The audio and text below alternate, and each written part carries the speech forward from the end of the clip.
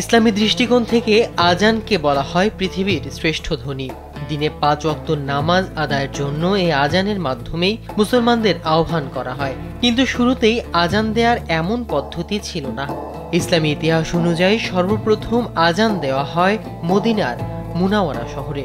662 খ্রিস্টাব্দে নবী করিম সাল্লাল্লাহু আলাইহি ওয়াসাল্লামের হিজরতের পর, অর্থাৎ প্রথম হিজরিতেই। তখন মহানবী হযরত মুহাম্মদ সাল্লাল্লাহু আলাইহি ওয়াসাল্লামের নির্দেশে প্রথম আজান দেন হযরত বেলাল রাদিয়াল্লাহু তাআলা আনহু। এর আগে মুসলমানরা নামাজের সময় অনুমান করে একত্র হতেন, কিন্তু নামাজের আহ্বানের কোনো নির্দিষ্ট পদ্ধতি ছিল না।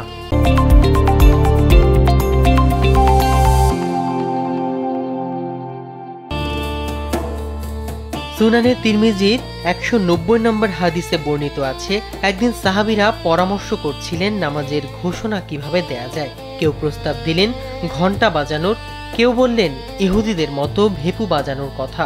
তখন হযরত ওমর রাদিয়াল্লাহু তাআলা আনহু বললেন, নামাজের জন্য একজন মানুষকে ডাকতে নিযুক্ত করা হোক। নবীজি সাল্লাল্লাহু আলাইহি ওয়াসাল্লাম তার প্রস্তাব অনুমোদন করে বললেন, হে বেলাল, নামাজের ঘোষণা দাও।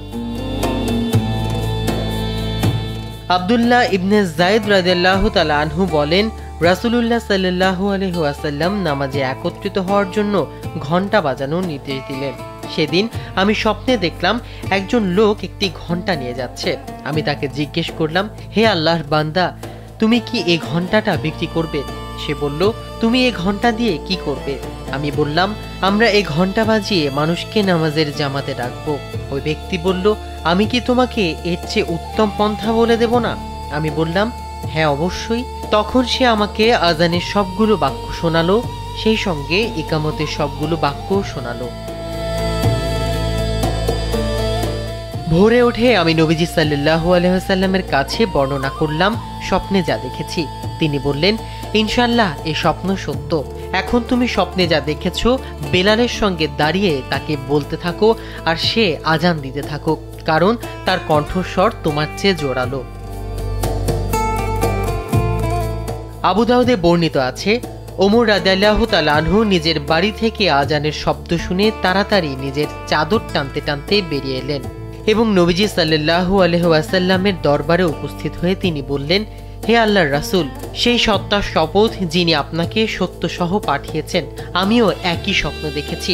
রাসূলুল্লাহ সাল্লাল্লাহু আলাইহি ওয়াসাল্লাম বললেন, আলহামদুলিল্লাহ, অর্থাৎ আল্লাহর জন্যই সমস্ত প্রশংসা। এই ঘটনার মাধ্যমে ইসলামে আজানের প্রচলন শুরু হয়। 5 ওয়াক্ত ফরজ নামাজের জন্য আজান দেয়া সুন্নতে মুআক্কাদা কিফায়া, অর্থাৎ কোনো এলাকায় আজান না হলে সবাইকে গুনাহগার হতে হবে। নামাজের বাইরে আজান দেওয়ার আরও 2টি ক্ষেত্র উল্লেখ আছে। একটি শিশুর জন্মের পর তার কানে আজান দেওয়া এবং অপরটি কার উপর জিনের প্রভাব পড়লে আজান দেয়া। অতএব আজান শুধু নামাজের আহ্বান নয়, বরং ইসলামী ঐক্য, শৃঙ্খলা ও তৌহিদের আহ্বানের প্রতীক। এভাবেই ইসলামী ইতিহাসে আজান শুরু হয়, যা আজও প্রতিদিন বিশ্বজুড়ে কোটি মসজিদে ধ্বনিত হয়ে আসছে। মাহমুদুর রহমান সিয়াম, কালবেলা।